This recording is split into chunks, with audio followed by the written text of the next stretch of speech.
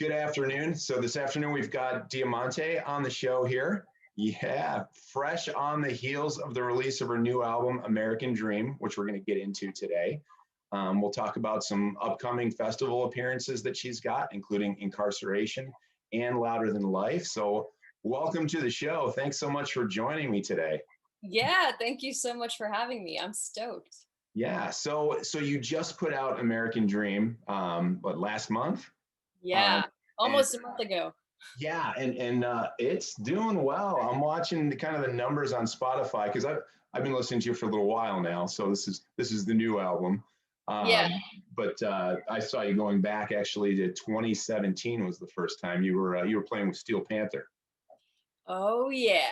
That Yeah, was such a fun tour. Oh my God. I bet, right? So I caught that in Cleveland, and then most recently you were on a huge ticket with Breaking Benjamin and Dorothy and 3 Days Grace and Chevelle, Yeah. all before the world closed down. Oh, before the world closed down. My God. Yeah, that was insane. But you've kept really busy. You've had a lot going on over the last year. So tell us a little bit about it, and let's start with the album. Yeah, so I tried definitely to stay busy this last year and a half. And thankfully, I had this album that I was creating with Howard and Neil, and that took up a huge chunk of my time. And then I was going to college full time.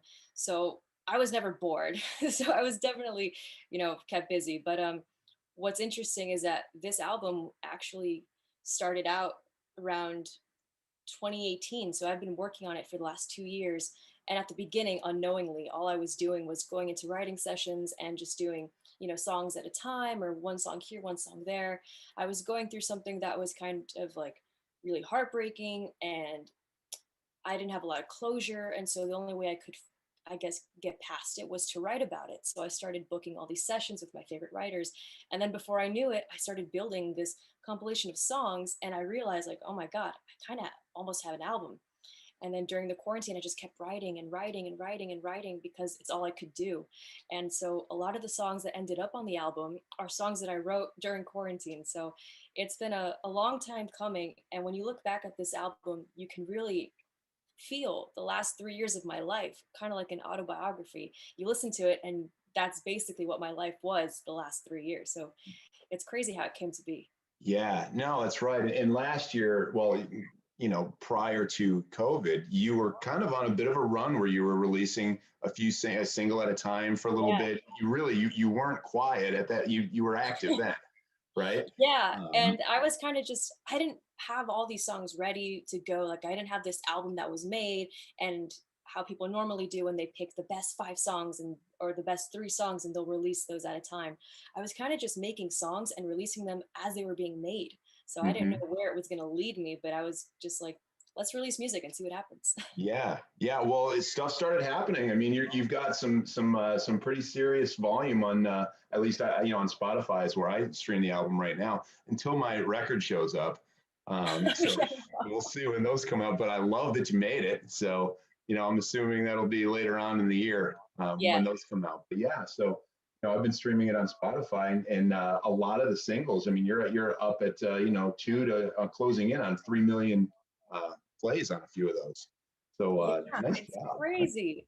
You It's know, a it's been so just gratifying to know that my fans love this album so much that in the little amount of time that these songs have already been out, it's already outdone the first album, which has been out for 3 years. So that means so much to me. And I love getting to see people's reactions to these new songs, how they connect to them, what it means to them. So it's been an incredible, incredible moment for me right now. yeah, that's great. And for me, the title track jumped out at me right away as well. I mean, having heard the singles before the album came out, right out from with the right out of the gates with American Dream, the title track on the album. I'm really happy that you followed that with a video right away too, because I'm like, okay, we're leaning into this one a little bit. That's good. Um, Yeah. tell us a little bit about that. Absolutely. So, American Dream was actually the last song I ended up writing for the album. And when I came up with that title, I immediately knew, okay, that's the album title. That completely explains how this album is me being an independent artist. It explains my upbringing. My mom's Mexican, my dad's Italian. They came here to the States. If they hadn't done that, I wouldn't even like be making this album at all. So that's the American dream right there. And when I was writing that song, I knew it needed a video because the lyrics are very, what I like to call cinematic. They're very descriptive. I'm painting this sort of like old Hollywood movie for the listener. I'm talking about the tattoos on his neck and the Wild West and all these very descriptive things. And when I took that song to my director for this music video, Neab Ramos, he actually wanted to put like a comedic spin on the song because I think so many of the other songs on the album are very serious, very Mhm. dark. And so I figured, let's make a really funny music video. And so the premise of the music video is it's like 1950 something. I'm a typical housewife. My husband is a mob boss. He ends up getting taken away by the feds. And so I now have to step in and play the mob boss role. And it's like a total twist of events. And it's really silly, but it was so much fun to make. And we shot it in this house in I mean, I think it was Long Beach, but it was all like retro. Everything was like very old, very classic. And I love that kind of stuff. And it was so Yeah. fun to get to dress up like that sort of old 60s vibe and just play a completely different role than what I'm normally used to playing. Sure. Yeah, it was definitely a timepiece. And I loved it. That was great. It was cool seeing Dre throughout that as well. Yes. I saw him all over the place and I was like, oh, you go, Yeah, man. I So, definitely wanted to include them as much as possible in this video. And they were so like my live guys, they were my henchmen in the yeah, video yeah. and kind of doing my dirty work, making sure they were like the premises were clear, you know, executing anyone who needed to be executed. It was so much fun. Yeah, that's what it's all about, though, right?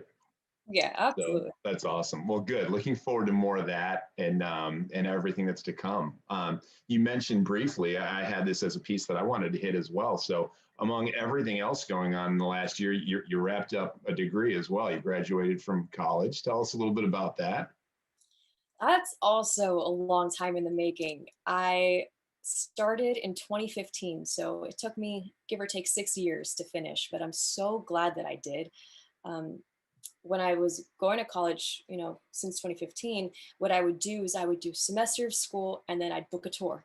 And so I'd have to leave school and do the tour. Then I'd come Hmm. back like another semester and then, oh, you got another tour, go back out on the road. Yeah. So I wasn't going, you know, full time like most of the kids in my class.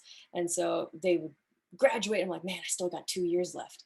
But this last year with no shows, no touring happening, I figured like what better moment to go and just finish it, finish what you've been doing for the last 6 years and just get it done. And so that's what I did. I went full time. I like doubled up on all my classes. I'm like, I'm doing this. I'm gonna finish this. Hmm. And like I'm just so glad that I did it because my mom, she graduated from college when she was, I think, 32 with 4 kids. And so my mindset was always, if she could do that, then I can definitely do this. And so it Yeah. was very gratifying, very emotional when I finally finished that. Yeah, yeah, no, that's awesome. That's really cool. I mean, obviously, I do follow your socials to kind of keep up with what's going on, so I know what I'm talking about sometimes, or at least I can act like it, right? Yeah. But that's really cool. And something else that you brought up recently too that I'd love to get into a little bit. You made mention that somewhere along the lines here, you were kind of try to be persuaded not to go so much in the direction of rock music. Yeah. That thing's Oh come into yeah. play? Like, what's up? Tell us about that. You know, I think a lot of that had to do with the fact that when I really started did like when I decided I really want to make music and have this be what I do with my life, like seriously, I Hmm. was 14, 15 years old. And the first couple of producers and industry people I met when I was that young, you know, they see this 14, 15-year-old girl and they don't immediately think rock and roll. So every first meeting I would have is like, okay, we're gonna make you the next, you know, whatever it was, like the next insert pop artist. And Sure. so um, it was a lot of having to kind of put my foot down along the line and say, you know, I love pop music and I love a lot about pop music, but I actually also really love rock music and I Hmm. want my music to sound like rock music. And so progressively over time, the songs started getting heavier and heavier and heavier until I ultimately got signed to a rock label. But Hmm. at that beginning, it was definitely like not even in the it was like not even a contender that I was gonna do rock music. It was you're gonna do pop. This is gonna be what you're gonna do. You're gonna look like this. You're gonna dress like that, and it wasn't my vibe. So Yeah. All I right. couldn't get to that. So you persevered. Yeah. That's cool. Well, hey, one of the things, and for people that are hopefully watching, that are planning on coming to some of the festivals this fall that you'll be at, or maybe catching you on tour, you got an album to promote now. So you got a long road ahead of you here too. But from what I've seen, at least, you're incredibly fan friendly as well. Again, I don't know what 2021 is going to allow or anything like that, but going back, when you were on the well, both of the tours that I had seen you on, at least. You're right at your merge table afterwards, meeting any and every fan that wants to. What do you get out of that? I think that's really cool. That's honestly my favorite part of touring. I would even argue even more than that feeling of being on stage and performing the actual show. I obviously I love that. That's like the high I've been chasing ever since I did that for the first time when I was 14. And that like adrenaline you feel when you're on stage and how I feel like I'm just the most self-actualized version of myself possible, the energy with the crowd, the exchange of energy. I love all of that. But even more than that is after the show when I get to talk to everyone and I get to hear their stories or hear how my music or song has helped them in some way or changed their lives in some way because that's what music did for me. So Hmm. it's this full circle moment and that's why I love it so much. And I don't know what the future is going to hold, but you know, pre-COVID, I loved going out into like some really random area like the concession stands and being Hmm. as accessible as possible to anyone who wanted to say hi or take a photo and just stand there for hours and do that and sign the titties and sign the babies and do all the funny stuff because that's what made it feel like okay, this is why you do this. This is what makes it all worth it. So I pray that that's somehow able to happen in the Yeah. future. Well, it's coming. It's whether it's going to be this year or not. Who Yeah. knows? I mean, it feels Totally like fair. week by week, it's definitely getting better. Right? Yeah, So we'll see. Fingers crossed. I I mean, know. So even with these festivals, I'm like, oh my gosh, fingers crossed that they actually happen because you never know anymore. I know, I know. I mean, hopefully we're going to get to a point where there's just no looking back, and I just really really hope that it's sometime between now and the fall. So Yeah. we'll see. Based on the way shows are starting to line up. It feels like everybody's banking on August because most of July or maybe even late July, but most everything else is sort of pushed, and then it seems like everything that's been booked for August and forward is happening. So we'll see. Yeah, we'll We'll see. see. But yeah, so that's what's on your agenda coming up is both of those festivals. Now, have you done any festivals before? Because I not that I'm aware of, but So I've only ever done two festivals, and okay. that was back in 2019. Um, the first one I did was called Riff Fest in Detroit, which Hmm. was so much fun. It was really hot that day. I remember that very, very clearly. And Okay. Rock Fest in Okay. Wisconsin. Awesome.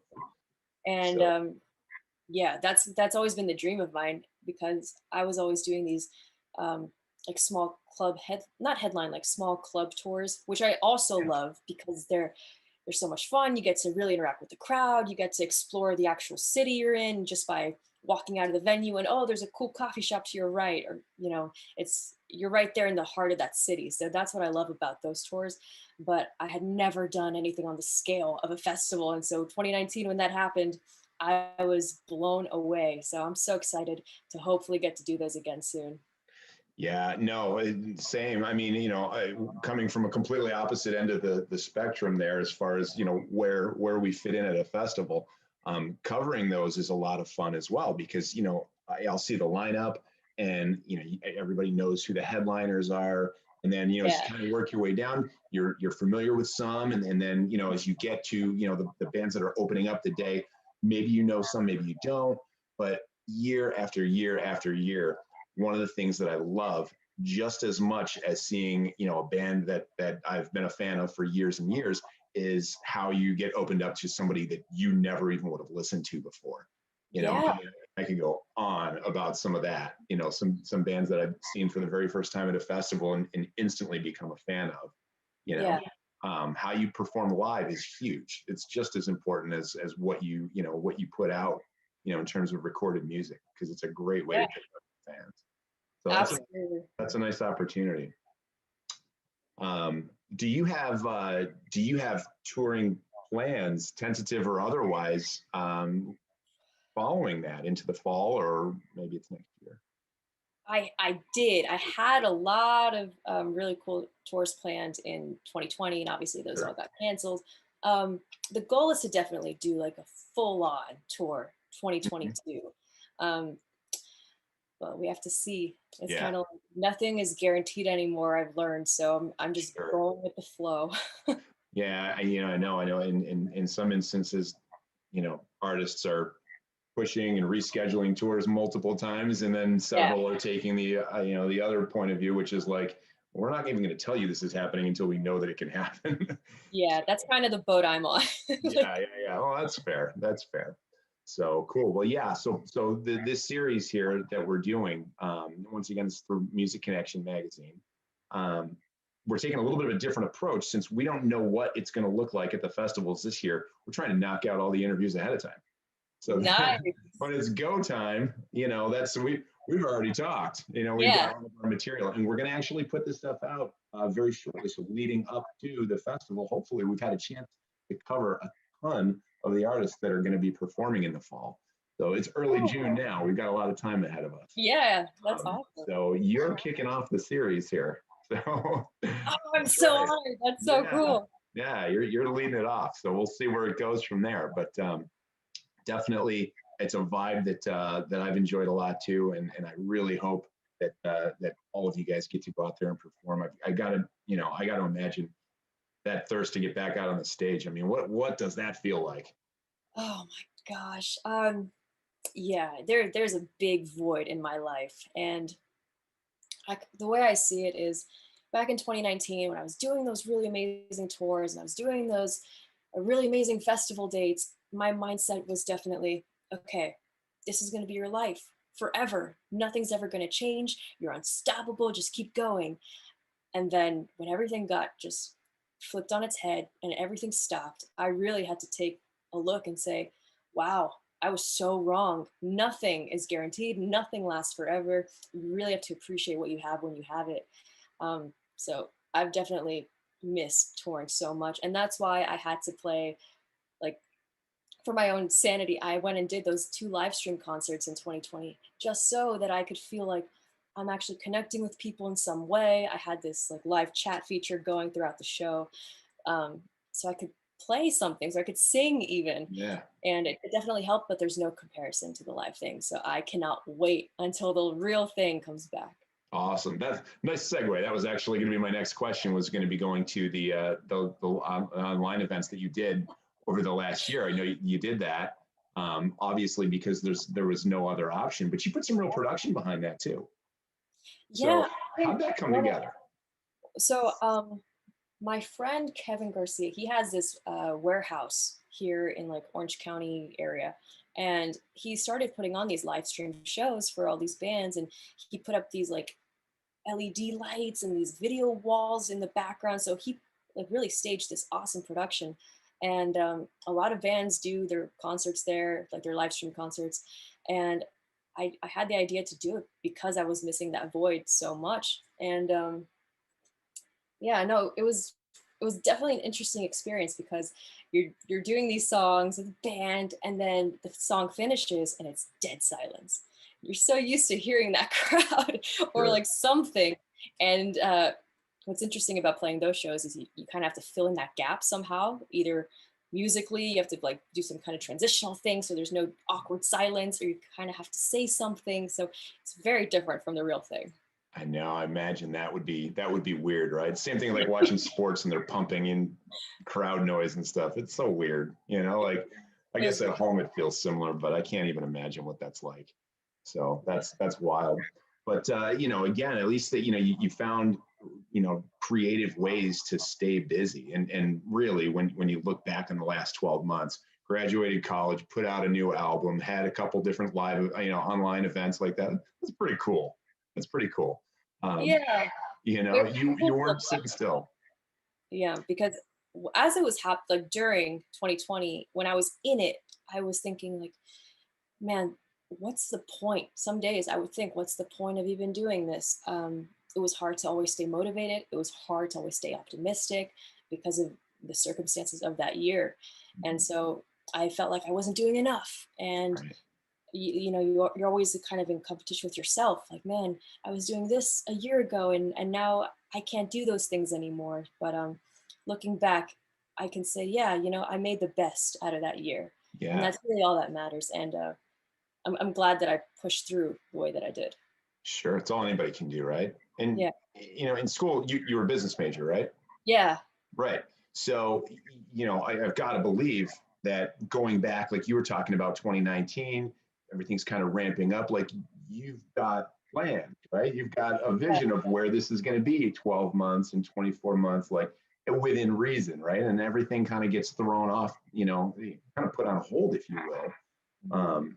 But it really, at least from where I'm sitting, it looks like you're in a great position to really hit the ground running, as soon as these things are allowed to start happening again, which Yeah. looks like we're there. Yeah. So that's cool. Silver lining to everything. Exactly. You have more time to strategize, right? Yeah. So like everybody, so many artists have taken this last year and change and found different ways to be creative, right? A lot of people have put out new music. Some people are kind of holding on to it until they can go out and tour it, and that's okay too. Yeah. But has anything come out that's really stood out to you over the last year? Has anybody released anything that really jumped out as like, sort of one of your go-tos? Oh. I feel like there's been a lot of cool albums that have come out recently. I'm a big Lana Del Rey fan, so Okay. I was definitely jamming to her newest one that she put out. Um, Man, what else? I'm like almost blanking a little bit.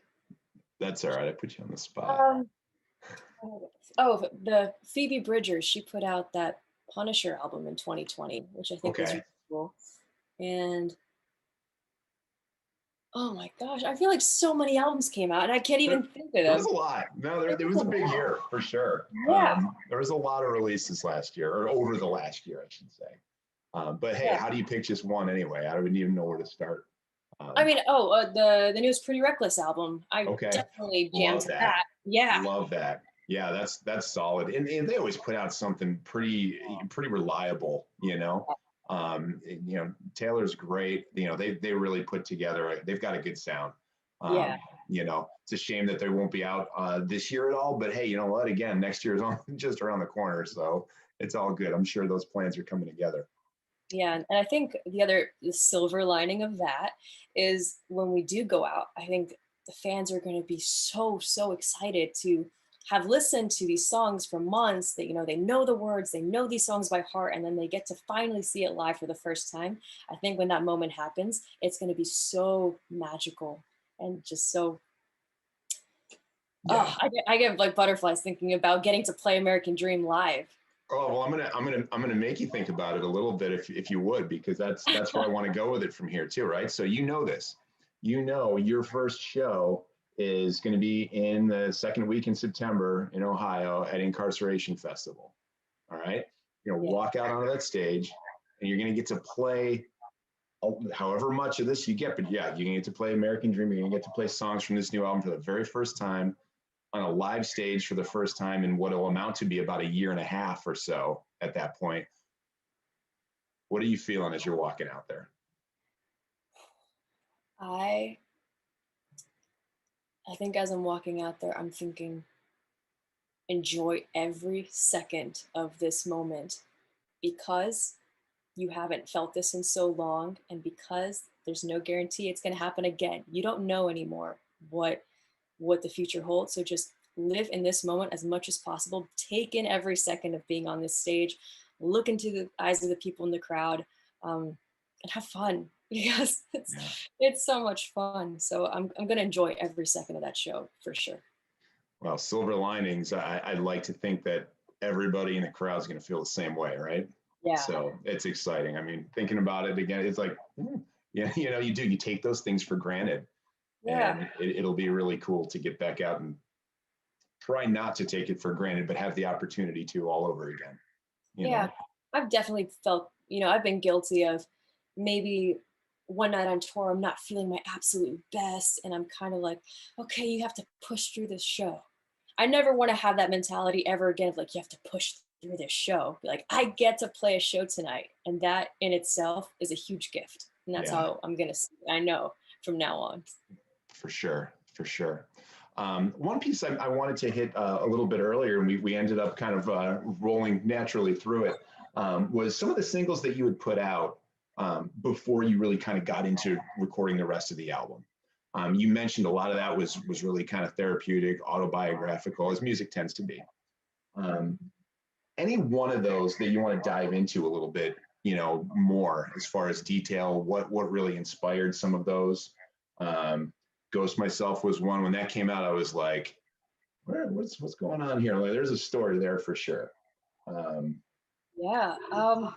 Well, I would say, yeah, of those first that came out, Ghost Myself was definitely like an introspective moment for me because something that I did on this album that's different from what I've done before is I talked about things that I think about all the time internally, but I never actually voice out loud because I'm ashamed to say it, or I feel like I'm the only one who feels this way and it's weird, or it's like it's not normal to feel like this. And I kind of just let it out, like all out on the table, just every kind of insecurity I've had about myself, in the fact, like in the sense that maybe some days I don't love who I am. Some days I wish I could be someone else, anyone but me.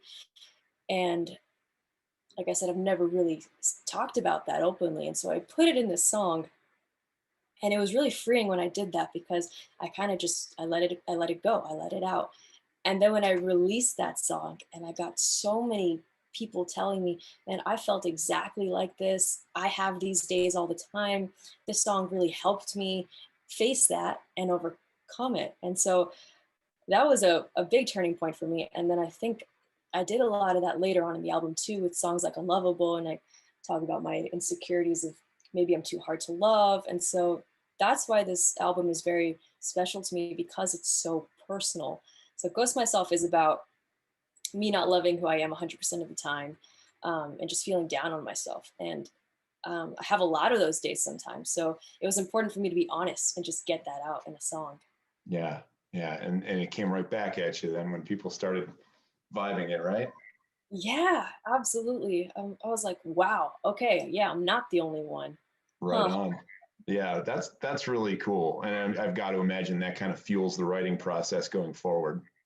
Yeah. And I think that was what made writing the rest of the album so exciting Mhm. because I really could take it anywhere I wanted to take it because I had the creative control and because there was no rules. Like you have these songs that you put out, people have really um, connected with them in an awesome way. So Yeah. whatever else you want to share, just go for it. And that was my mentality the whole time. Awesome. Well, again, spun it several times, and enjoy it. Waiting for that wax to show up in a few months, or Yeah. whenever. I can listen to it anyway now, but I'm really glad you did that. I already said it, so I'll say it again. That's really cool, though, and I love that it's had such a great reaction. It's that been closing in on 4 years, right, since the Steel Panthers, which was my first chance to see you play live. But it's so much fun seeing people really just working their butt off and seeing that actually begin to kind of pay off. And so here you Yeah. are, with some big stages just around the corner, and a new album that's out there. It's doing really well. All the best to you with that. I can't wait to see where you go from here. And I really, really hope that things work out in such a way that I'm right there when you're stepping on that stage for the first time. Yes. Yes. That was awesome. So that would be really cool. But I'm looking forward to that for so many reasons, but that'd be great. So I do appreciate your time today. Thank you so much. Yeah, of course. And Thank then you for if you, having me again. yeah, of course, of course. All right. Thank you so much, man. I'll see you soon. You got it. Take Bye. care. Bye-bye.